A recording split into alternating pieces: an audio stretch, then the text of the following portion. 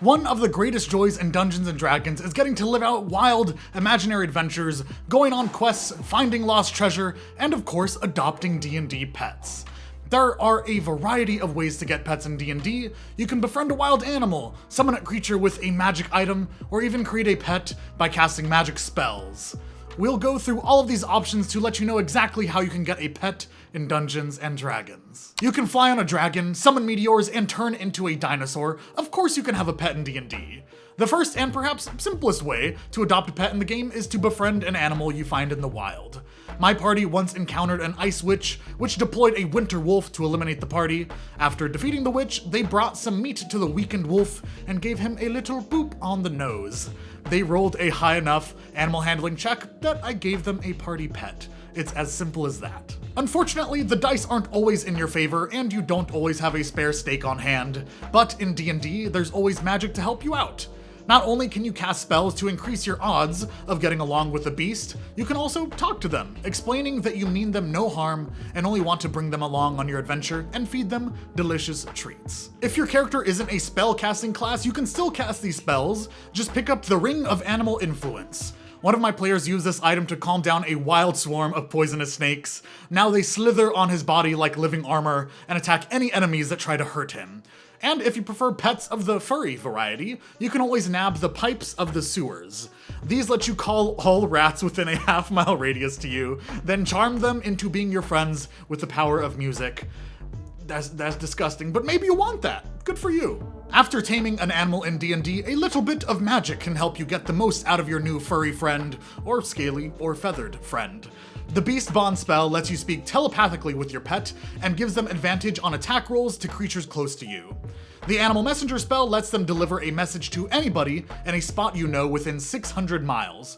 But my personal favorite has got to be Beast Sense. Using this spell, you can not only see, hear, and feel through your own body, but through their senses as well. This is great for recon, shaking out an ambush, or even strategically targeting creatures you wouldn't otherwise be able to see. Now that you have a pet, it's time to give them some gear. Items like the Ring of Animal Influence and the Pipes of the Sewers are great for adopting animals in Dungeons & Dragons, but what if you're in a place where there are no cute animals in D&D to be found? Luckily, there are a ton of magical items in D&D that let you simply summon a pet from thin air. The Hat of Vermin can summon a bat, frog, or rat. It can be whichever you choose, but you'll still have to put in the effort to befriend it before it runs away. If you'd rather have an already friendly animal, and don't mind a little bit of randomness, you can ask your dungeon master for a bag of tricks. This funky little item lets you pull out balls of fuzz, throw them to the ground, and summon an animal right on the spot. Up to 3 times a day. There are 3 different types of bags, gray, rust, and tan, with 8 unique animals each. These include normal pets like a weasel, dog, or owl, beasts of prey like a direwolf, panther, or brown bear, and even giant animals like a giant hyena, giant boar, or giant badger. If you want to take one step further and summon rare animals in D&D world, you may want to track down a Cube of Summoning. This wondrous jack-in-the-box not only lets you summon animals, but also dragons, elementals, fairies, and even living statues. While you can make animal friends no matter what character you play, 3 classes reign supreme when it comes to getting a pet: Rangers, Druids, and Paladins. Your Dungeon Master may not give you a powerful item like a Cube of Summoning, but if you pick the right spells for your character, you can use them instead and summon your own magical animals in D&D. Most of the spells that let you summon a pet are exclusive to the Druids and Ranger classes, and they only get better as you level up.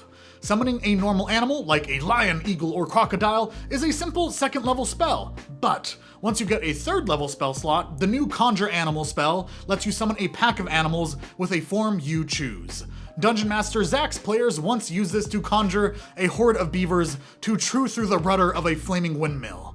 You can imagine how that played out, especially the tragic tale of the beaver Poopa Stinka. May he rest in peace. 4th level spell slots give a druid or ranger the ability to summon aberrations, which includes Beholder Kind, Mind Flayers, and Slads. Constructs, which can be made of clay, metal, or stone, and elementals, which are bipedal spirits manifested from air, earth, fire, or water. With 5th level spells, you'll be able to summon a full-on dragon, which can breathe down flames or ice or acid or poison or lightning upon your enemies. Looking for a pet big enough to ride? The Paladin class's Fine Steed allows you to gain an animal companion, horse or otherwise, for exactly this purpose. In my first campaign, my Paladin summoned an otherworldly steed named Frank. In that game, he appeared as a wolf with the galaxy flowing through his fur, but in the new edition, the Fine Steed spell lets you pick any animal you can ride. Now they can heal people, terrify enemies, and even teleport with you. In that campaign, Frank had a friend, a bat very creatively named Batty. Last but not least, we should give an honorable mention to wizards. Our party wizard was able to summon a familiar, meaning he could make a spirit take an animal form of his choice and get it to do his bidding. In D&D, familiars can carry out our commands, communicate telepathically, and even take a break for a while in a pocket dimension. The list of animal familiar options is long. Your wizard could select a cat, frog, or owl for a more traditional feel, or opt for something more unique like a seahorse, an octopus, or a weasel. We found some strategic and chaotic methods to get your D&D character a pet, but the best method of all is to simply ask your dungeon master. Good dungeon masters will be able to find you good options in the rules to get you whatever you want, whether it's a pet owlbear or a sword that kills vampires. Great dungeon masters will work with you to create a game that fits you.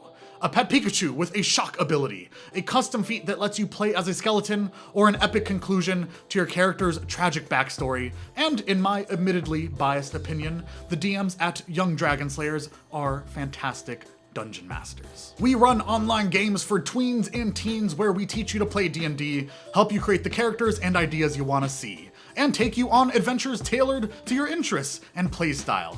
And yes, we have seen our fair share of pets, in Zach's case, temporary beaver allies. If this sounds like the best way for you to live out your pet owning dreams in Dungeons & Dragons, check out our games. Thanks so much and happy playing.